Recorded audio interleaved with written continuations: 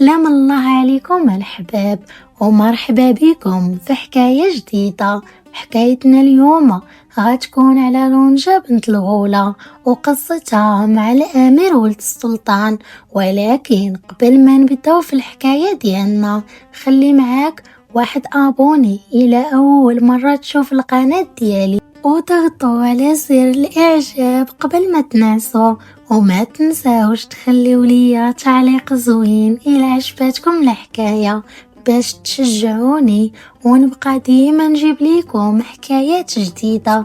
ويلا ونبداو حكايتنا الليله. كان يا مكان حتى كان في قديم الزمان، حتى كان الحبق والسوسان في حجر بين العدنان، سيدنا محمد عليه الصلاة والسلام. كان واحد السلطان عنده كل شي، ولكن ديما كان حاس بالملل. واحد النهار واحد الصياد درويش وعلى قد الحال خرج للبحر يترزق الله، وملي جر الشبكة لقى فيها واحد القلادة مصنوعة من عقيق ومرجان وذهب خالص كيبري لدرجة النور ديالو كيعمي العين.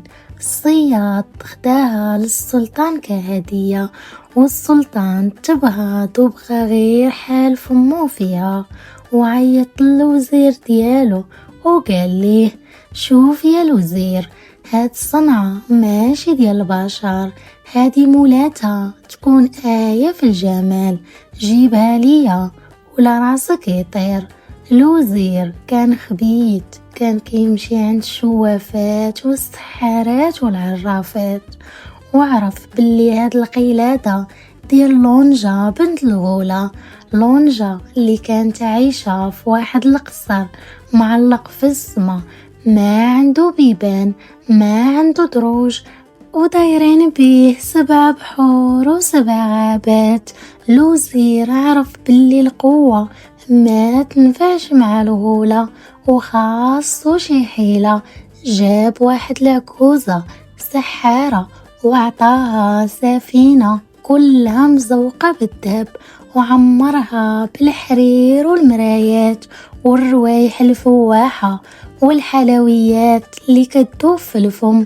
العجوزة مشات للبحر لحدا قصر الغولة. الغولة كانت كتخرج تصيد لقمة العيش ديالها وكتخلي لونجا بوحدها. لونجا كانت عندها واحد الميزة، كان شعرها طويل بزاف ومجعد، والطول ديالو كيوصل للارض. ملي كتبغي الغولة تطلع كتغني ليها: يا لونجا يا بنتي، دلي شعرك ليماك تشم ريحتك وتشوف سماك. لونجا كتدلي شعرها والغولة كتعلق فيه وتطلع.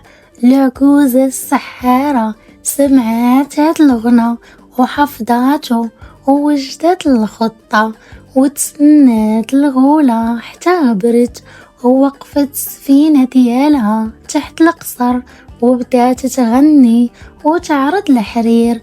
ولونجا طلعت من الشرجم وتبهضات بديك السلعة ودلات شعرها ونزلات للسفينة، وغير حطات رجليها في السفينة مسكينة. والعجوزة قطعات الحبل والريح بدات تدي السفينة بعيد.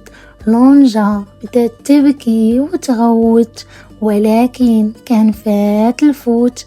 وملي وصلت لونجا عند السلطان لقاها أجمل من داكشي اللي تخيل. ولكن لونجا ما كانت سهلة. لونجا راها بنت الغولة، يعني ذكية وقوية. قالت ليه: يا سلطان، أنا ما نتزوج بيك حتى تجيب ليا صداقي اللي خليته عند يم الغولة، صندوق ديال الذهب ومهراز ديال النحاس والمشة اللي كتهدر.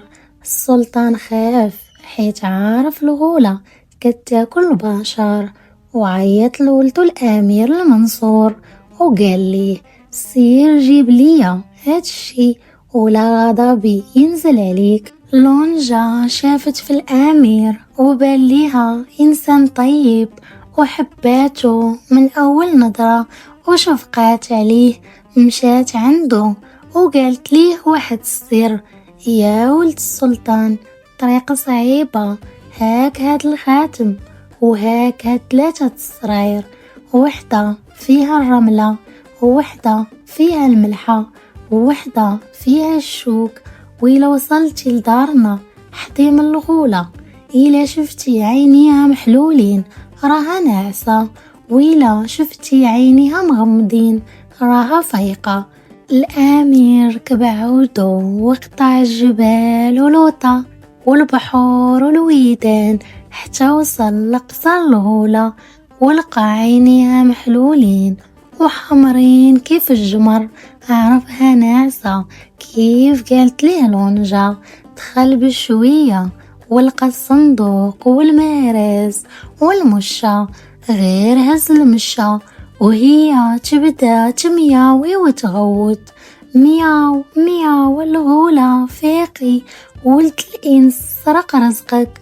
الغولة فاقت وخرجت كتجري وراه، والأرض كتزلزل تحت رجليها.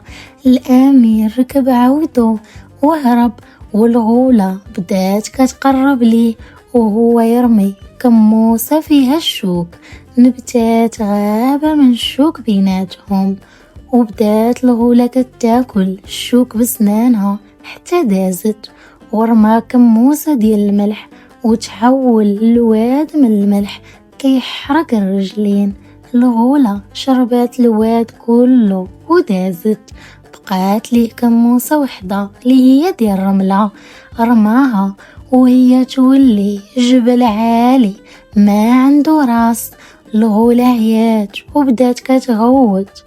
رجع الأمير المنصور للمدينة والناس كتغني وتطبل، والسلطان فرح بزاف وبدا كيوجد العرس ديالو مع لونجا. ولكن لونجا قالت ليه: يا سلطان، اللي خاطر بحياته على قبلي وقاتل الغولة وقطع البحور على ودي هو اللي يستحق قلبي. انت بغيتي الجمال وهو بغى روحي.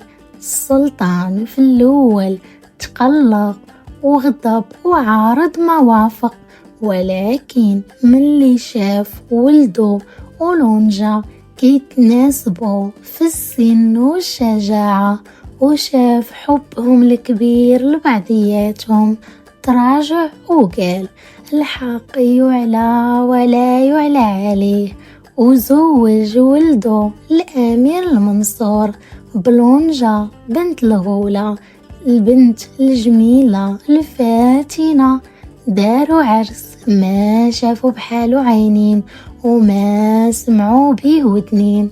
ذبحوا فيه الغنم والبقر وفرقوا الطعام على الفقراء والمساكين، وبقى العرس 5 شهور متابعة. ولونجا عاشت معززة مكرمة وولات مرات الأمير ولد السلطان، وولدات وليدات كيشبهوا ليها في الزين وفي الذكاء. والغولة مني سمعت هادشي وعرفت بنتها كيفاش غدرتها، غضبات وقطعات الماكلة وبقات حتى ماتت في قصرها، حيت الغولة كانت معلقة بلونجا لواحد الدرجة اللي كبيرة، واخا ما ولدتها من كرشها ولكن هي اللي رباتها وكبرتها. وما خفاكم، المربي كتار من الوالد. وهذه هي حكاية لونجا بنت الغولة مع الأمير. وهنايا غادي تكون سالات حكايتي ومشات حكايتي مع الواد، وأنا بقيت جالسة مع الناس الجواد.